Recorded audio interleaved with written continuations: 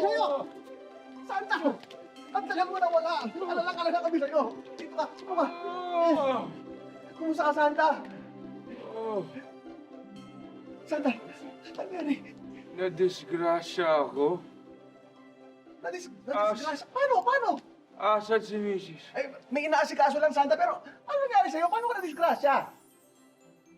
Habang umiikot ako sa mundo para mamigay ng aginaldo, bumangga sa isang mataas na tower si Rudolph na hilo. Si Rudolph pa talaga, siya yung nasa pinakaharapan na. Tapos ano nangyari? Nung nahilo si Rudolph, kanya-kanya ng takbo. Nagkagulong lahat ng reindeer. Kanya-kanyang direksyon ng lipad. Tapos ano nangyari, Santa? Nung nakawala sila sa sleigh, bumagsak ako sa snow. Akala ko, North Pole na yun. Tapos saan ka napunta? South Pole pala yun. Naligaw-ligaw ako doon. Hindi ako makaalis. Hanggang sa na-rescue ako. Grabe pala yung disgrasya mo, Santa, pero buti nakauwi ka na. Ang payat-payat mo na, kawawa ka naman. Kumusta dito?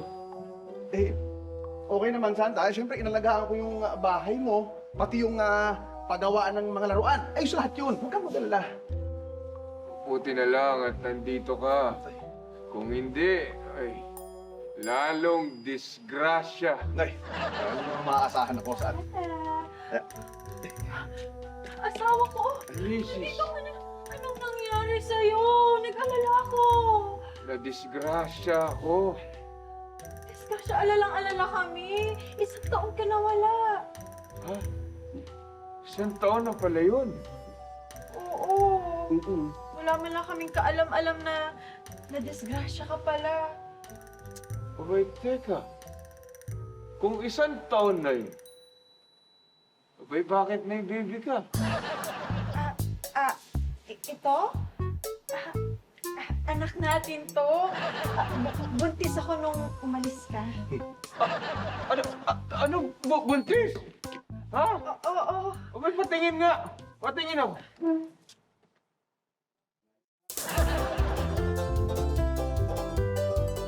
Hindi ko naman anak yan eh. Walang iya ka? Ha? Ikaw ang kamukha eh.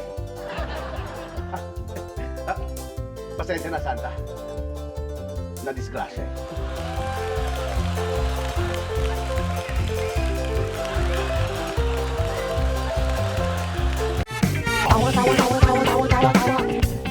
You love